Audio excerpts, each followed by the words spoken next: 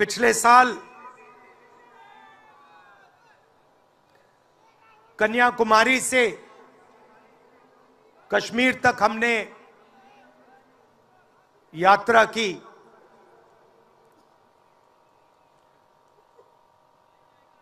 यात्रा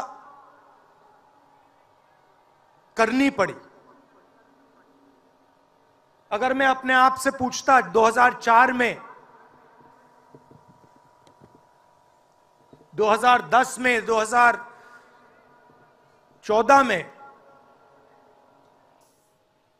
कि मुझे 4000 किलोमीटर कन्याकुमारी से कश्मीर चलना पड़ेगा, मैं ऐसी बात सोच भी नहीं सकता था।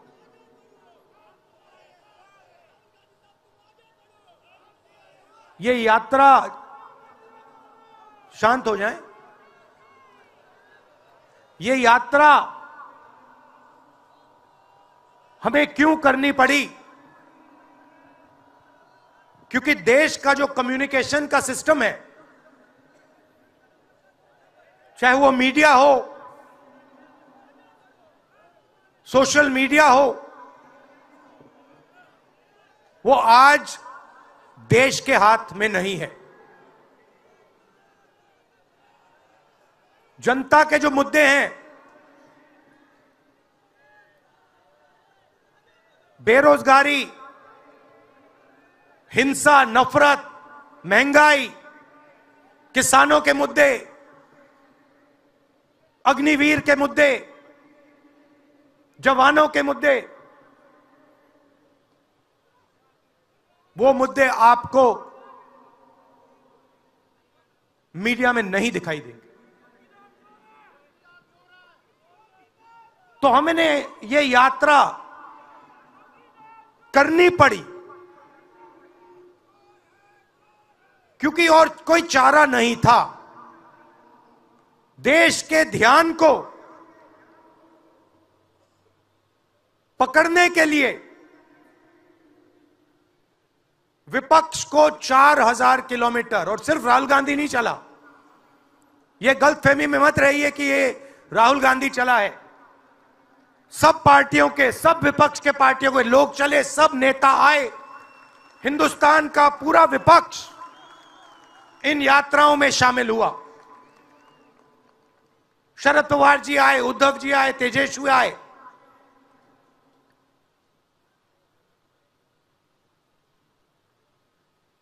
सोशल मीडिया में भी आप गलतफहमी में मत रहिए। किसी ने कहा कि सोशल मीडिया एक रास्ता है, सोशल मीडिया रास्ता नहीं है। उस पर भी कंट्रोल है।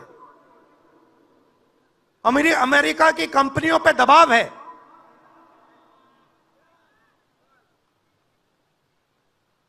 तो काफी डिस्कशन होता है कि हम बीजेपी से लड़ रहे हैं।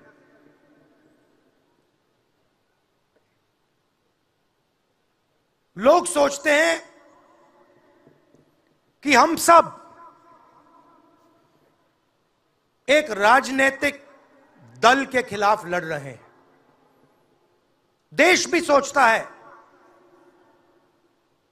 कि ये जो नेता स्टेज पे बैठे हैं,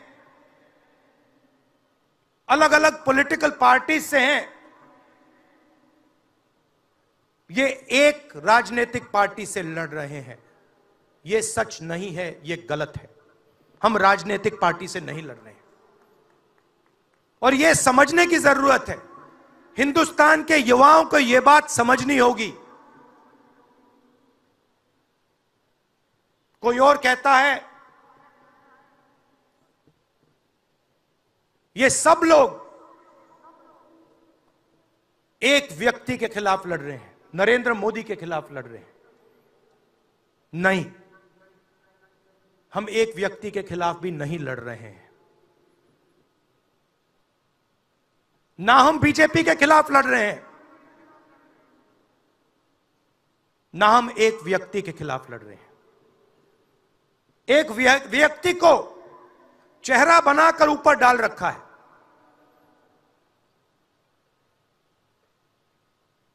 हिंदू धर्म में शक्ति शब्द होता है। हम शक्ति से लड़ रहे हैं, एक शक्ति से लड़ रहे हैं। अब सवाल उठता है, वो शक्ति क्या है? जैसे किसी ने यहां कहा,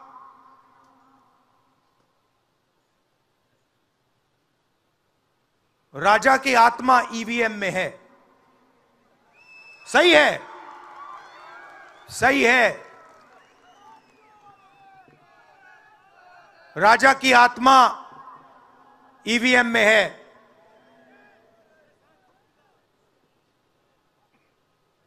हिंदुस्तान की हर संस्था में है, ईडी में है, सीबीआई में है, इनकम टैक्स डिपार्टमेंट में है।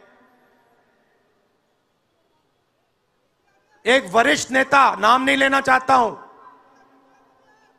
इसी प्रदेश के एक वरिष्ठ नेता कांग्रेस पार्टी को छोड़ते हैं और रो के कहते हैं, मेरी मां से रो के कहते हैं कि सोनिया जी, मुझे शर्म आ रही है,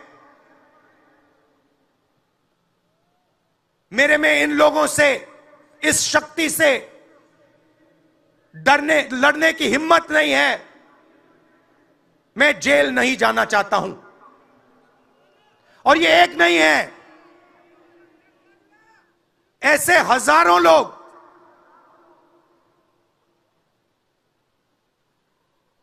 डराए गए हैं। क्या आप सोचते हो शिवसेना के लोग, एनसी के लोग ऐसे ही चले गए? नहीं। जिस शक्ति की मैं बात कर रहा हूं,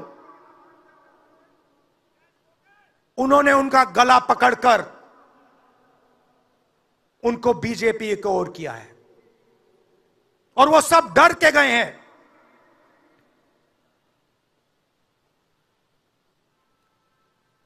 चार 4,000 किलोमीटर चला, उसके बाद 6,000 किलोमीटर मणिपुर से महाराष्ट्र, मुंबई, धारावी।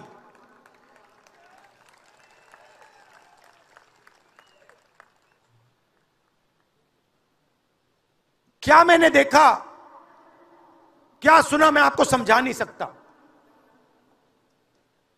शब्दों में नहीं बता सकता मैं आपको। बोल रहा हूं तो बात याद आई, मेरे पास एक युवा आता है, जीप पर कूदता है, सिक्योरिटी वाले उसको मारते हैं, दबाकर मारते हैं, तब भी वो आता है, हाथ पकड़ता है, आंख में आंसू, मुझे कहता है, राहुल जी, मैंने 3 साल हर रोज सुबह रनिंग की, पुलअप्स की, पुशअप की, दंड बैठक, सब कुछ मैंने किया। मेरे दिल में देशभक्ति थी।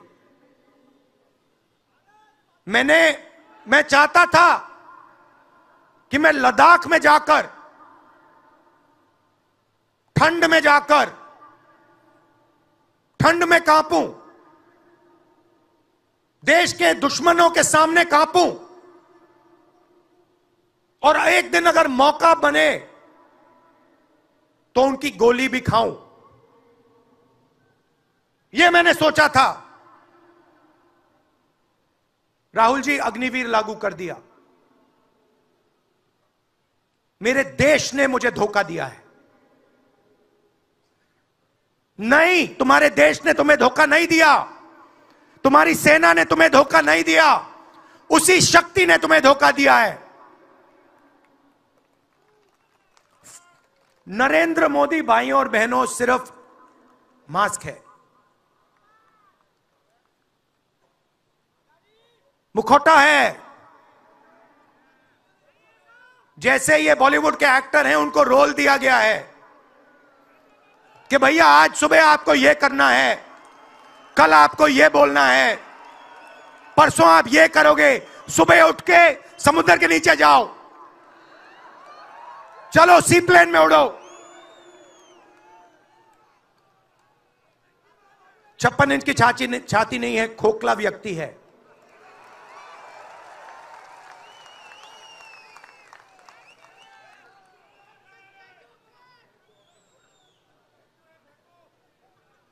धारावी को देखिए आप।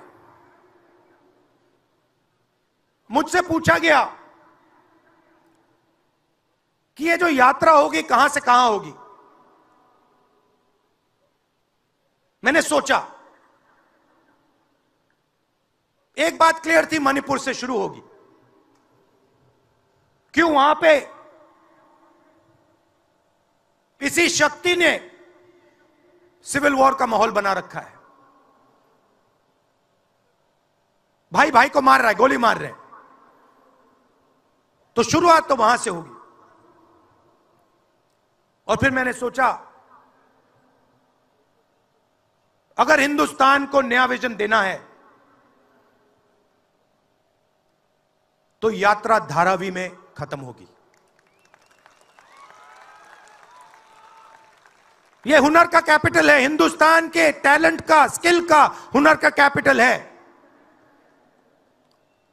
और इनको यहीं से, मुंबई से, इनके घरों से वही शक्ति इनको उठाकर बाहर फेंक रही है।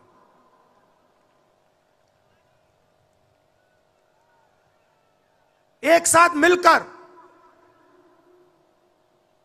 वही शक्ति इन लोगों की जिंदगी बर्बाद करने में लगी हुई है। मैं आपको इस स्टेज से बता रहा हूं, चाइना में एक शहर है, उसका नाम शेंजन है। सच्चा मुकाबला उस शहर से है, जो आपको मीडिया में कभी कोई नहीं बताएगा। धारावी शेंजन का मुकाबला कर सकता है। बैंक के दरवाजे इन बच्चों के लिए खोलो, इन बच्चों को सरकार की मदद करो, और फिर देखो ये शेंजन का क्या करते हैं। उठा के परे कर देंगे शेंजन को ये लोग। Made in Mumbai, made in Dharavi, made in China को उड़ा के हटा देगा, परे कर देगा। मगर नहीं, 22 लोग हैं यहां पे, 22 लोगों के पास उतना ही धन है जितना हिंदुस्तान के 70 करोड़ लोगों के पास है।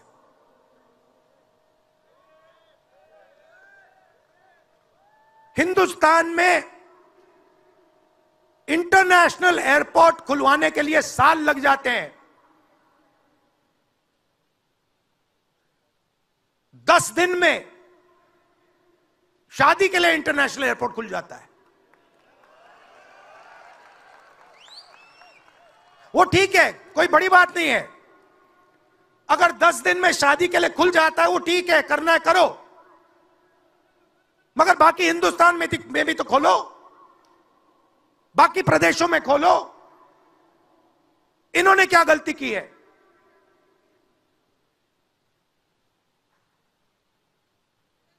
पचास 50% हिंदुस्तान की आबादी पिछड़े वर्ग की है,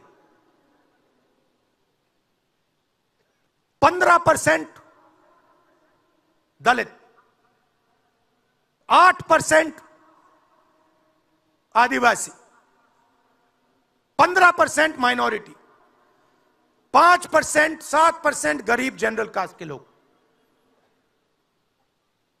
मीडिया के मालिकों की लिस्ट निकालिए, नाम दिखा दीजिए मुझे। दलित का नाम दिखा दो, आदिवासी का नाम दिखा दो, पिछड़े का नाम दिखा दो लिस्ट में। एक नहीं मिलेगा आपको। मैं ढूंढ रहा हूं, महीनों से ढूंढ रहा हूं।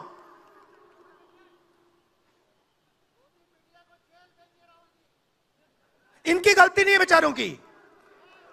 जैसे मोदी जी मुखौटे हैं, जैसे उनका रिमोट कंट्रोल इनका भी है।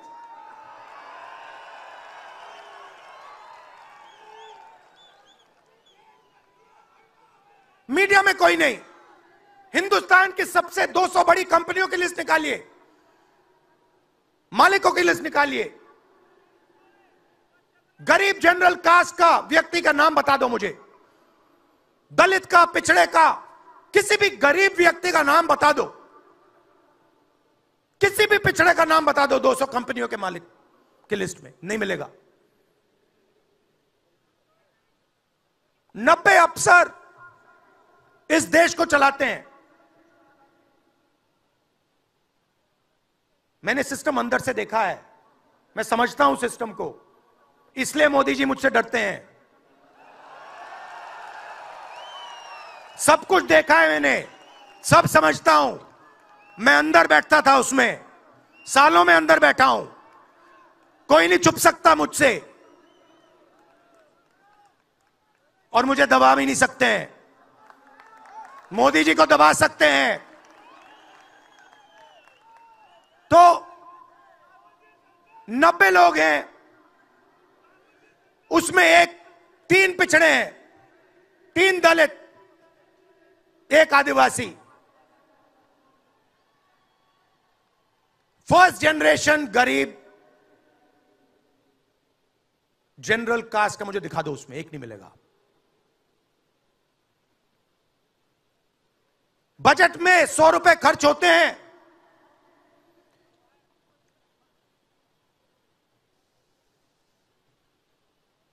पिछड़े, दलित, आदिवासी सबको मिला दो, 6 रुपए का निर्णय लेते हैं। पॉलिसी कहां बनती है? पॉलिसी ये 90 लोग बनाते हैं, उसमें 200-300 और जोड़ दो,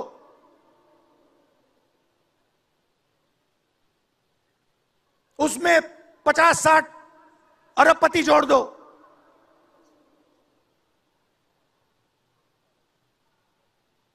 यह है सच्ची शक्ति जो हिंदुस्तान को चला रहा है। और इससे आप कोई नहीं बचेगा, आप में से कोई नहीं बचने वाला। यहां किसी ने ईवीएम की बात की, मैं आपको बता रहा हूं, ईवीएम के बिना नरेंद्र मोदी चुनाव नहीं जीत सकता है। इलेक्शन कमीशन से हमने कहा कि एक काम कीजिए, विपक्ष की पार्टी को ये मशीनें दिखा दीजिए, खोल के हमें दिखा दीजिए ये कैसे चलती हैं, हमारे एक्सपर्ट्स को दिखा दीजिए। इलेक्शन कमीशन नहीं दिखाता। फिर हमने कहा देखिए, इसमें से कागज निकलता है, वोट मशीन में नहीं है, वोट कागज में है। ठीक है, आप मशीन चलाइए, मगर कागज की भी गिनती कर दीजिए। इलेक्शन कमीशन कहता है नहीं, कागज की गिनती नहीं होगी।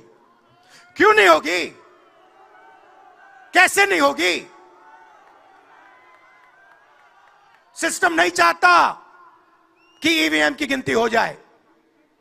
क्यों? क्योंकि यह सिस्टम आपके धन को चोरी करने का सिस्टम है। ये आप लोग जीएसटी देते हो, उतनी ही जीएसटी देते हो जितना अदानी देता है। 18% शर्ट पे देते हो, उतनी वो देता है। उसकी आमदनी लाखों करोड़ रुपए, आपकी 50,000 रुपए। और फिर देखो पैसा कहां जाता है। कोई भी स्कीम देख लो,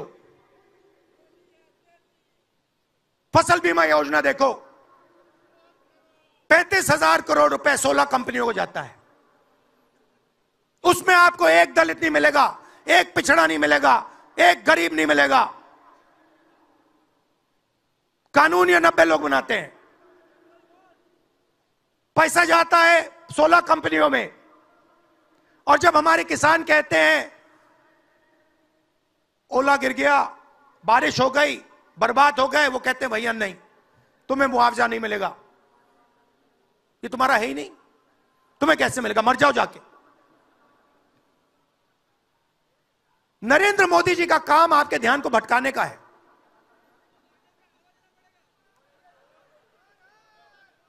कभी आपसे कहेंगे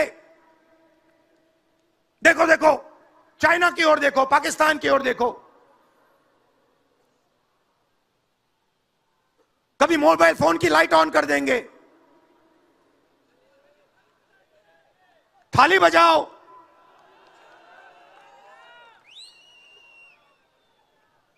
कभी कहेंगे देखो मेरा अपमान कर दिया,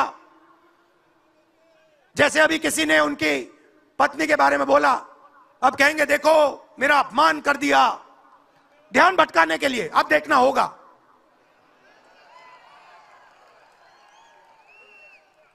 मगर यात्रा में यह सब साफ दिख जाता है, दर्द दिख जाता है, दुख दिख जाता है।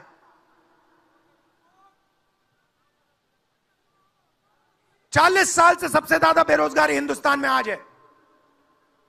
मीडिया में आपको एक मिनट के लिए नहीं दिखता।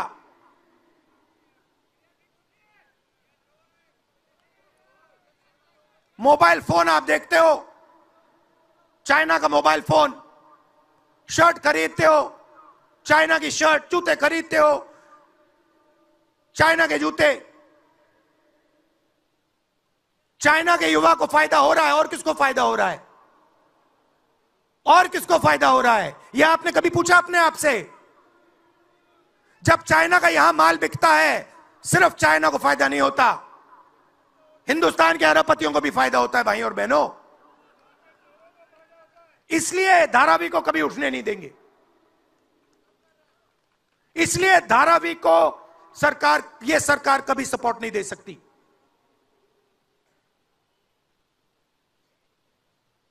पूरा सिस्टम कंट्रोल में है।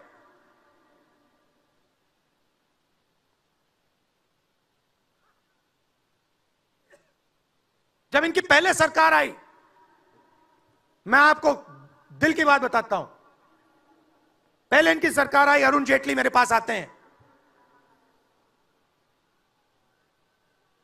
कमरे में बैठते हैं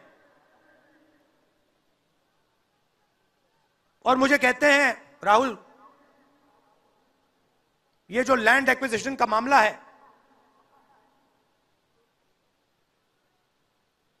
तुम इस पर मत बोलो। क्यों नहीं बोलूं? जनता का मामला है।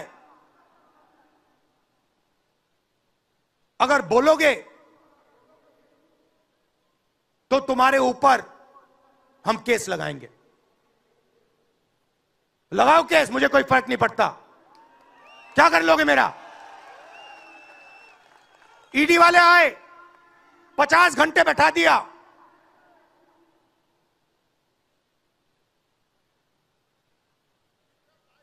अंत में पता है क्या बोलता है ईडी का अफसर? मुझे पता है क्या बोलता है? कहता है राहुल जी, आप किसी से नहीं डरते हो, आप नरेंद्र मोदी को हरा सकते हो।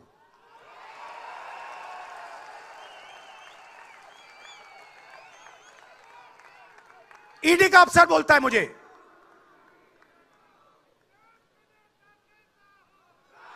मगर मैं राहुल गांधी नहीं हूं। आप यह मत सोचो कि मैं राहुल गांधी हूं। आप यह मत सोचो कि उद्धव ठाकरे हैं। यह नहीं है, यह हिंदुस्तान की आवाज है। आप देखिए, हर प्रदेश से यहां लोग बैठे हैं, हर व्यक्ति ने अपनी यहां बात रखी। स्टालिन जी ने अपनी बात रखी, सोरेन जी ने अपनी बात रखी। यह हिंदुस्तान बोल रहा है। नरेंद्र मोदी जी की मीटिंग देखिए, वहां सिर्फ एक व्यक्ति बोलता है।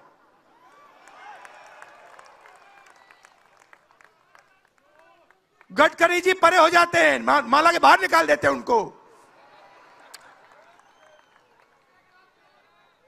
इसलिए हमने इसको इंडिया गठबंधन नाम दिया है। यह हिंदुस्तान की रक्षा कर रहा है। ये सब लोग डरे नहीं हैं। ये सब लोग उसी सिस्टम का मुकाबला कर रहे हैं। आज नरेंद्र मोदी के पास भ्रष्टाचार की मोनोपोली है।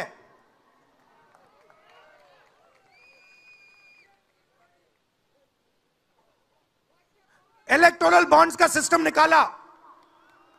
मैं आपको समझाता हूं। यहां पे जो छोटे छोटे सड़कों पे ना एक्सटॉर्शन चलता है, हफ्तेबाजी चलती है ना, वो नेशनल लेवल पे कर रहे हैं ये लोग। मैं बता देता हूं, 4 तरीके की हो रही है। एक, पहले ये कॉन्ट्रैक्ट देते हैं, सरकार कॉन्ट्रैक्ट देगी और सीधा परसेंटेज लेगी। इलेक्टोरल बॉन्ड देख लीजिए, उसमें साफ है। कंपनी को कॉन्ट्रैक्ट मिलता है, उसके एकदम बाद वो बीजेपी को हफ्ता देना शुरू कर देती है। दूसरा, सीधा एक्सटॉर्शन। ईडी सीबीआई भेज देंगे, जैसे यहां पे मुंबई का एयरपोर्ट इनको चाहिए था, ईडी सीबीआई भेजी, एयरपोर्ट किसी और को पकड़ा दिया, सीधा एक्सटॉर्शन। तीसरा, शेल कंपनी, जैसे यहां भी किसी ने कहा, अंबेडकर जी ने कहा, कंपनी की प्रॉफिट ही नहीं है और उससे ज्यादा पैसा वो बीजेपी को दे रही है। और चौथा, कॉन्ट्रैक्ट देने के पहले पैसा दो, कॉन्ट्रैक्ट लो। देखिए, मैं आपको एक बात कहता हूं, यहां मुंबई में किसी भी गुंडे को आप सीबीआई, ईडी और इनकम टैक्स पकड़ा दो, ठीक है, वो हो रहा है, वो ही हो रहा है। एक व्यक्ति ने इनको पकड़ रखा है, उनके पीछे एक और शक्ति है, वो कह रही है भैया आप देखो हमें ये एयरपोर्ट चाहिए। आपका एयरपोर्ट मुंबई का एयरपोर्ट है ना, आपने तो देखा, सीबीआई की इंक्वायरी हुई और उसके एकदम बाद मुंबई एयरपोर्ट अदानी जी को मिल गया। तो मैं आपसे कह रहा हूं कि इससे आपका नुकसान हो रहा है।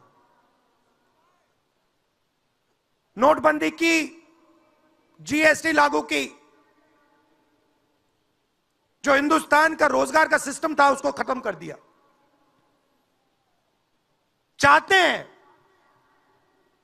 कि यहां सिर्फ 20-25 कंपनियों का राज हो। चाहते हैं कि ये जब छोटा धंधा चलाते हैं, सब्जी बेचते हैं, छोटे छोटे दुकानें चलाते हैं, चाहते हैं कि ये सब खत्म हो जाए और एक के बाद एक इनको खत्म कर रहे हैं। स्मॉल और मीडियम मैन्युफैक्चरिंग जो है उसको सबको खत्म कर रहे हैं। यही लोग तो चाइना का मुकाबला कर सकते हैं। जो स्मॉल और मीडियम इंडस्ट्री है वही तो चाइना का मुकाबला करेगी, वही तो देश को रोजगार देगी। उस नींव को उड़ा रहे हैं। और आपको खड़ा होना पड़ेगा। आपके बिना काम नहीं बनने वाला। आप हो भारत माता, आप सब भारत माता हो और आपकी जिम्मेदारी बनती है, हमारी जिम्मेदारी है, मगर देश के युवाओं की भी जिम्मेदारी बनती है।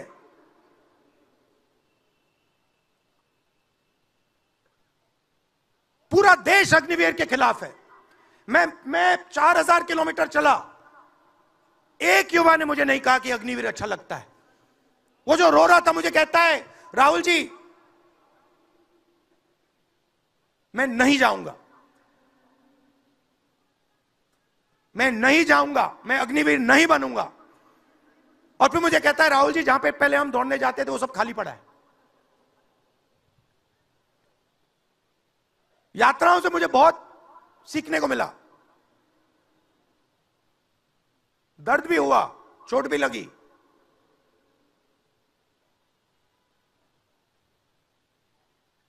मगर जो प्यार मिला, दिल से जो प्यार मिला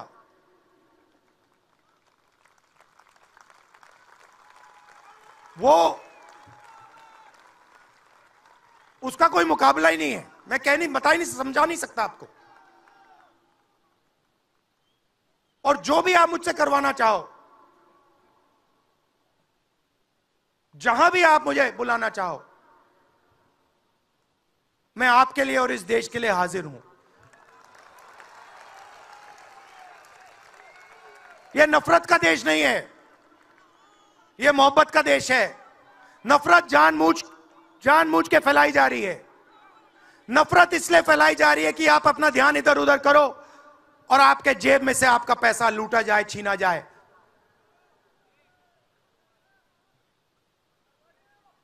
तो नफरत को नहीं फैलने दो। जैसे यात्रा से मैसेज निकला, हिंदुस्तान के दिल से मैसेज निकला, नफरत के बाजार में मोहब्बत की दुकान खोलो। यह हमारे सब महापुरुषों ने कहा है। गांधी जी ने कहा,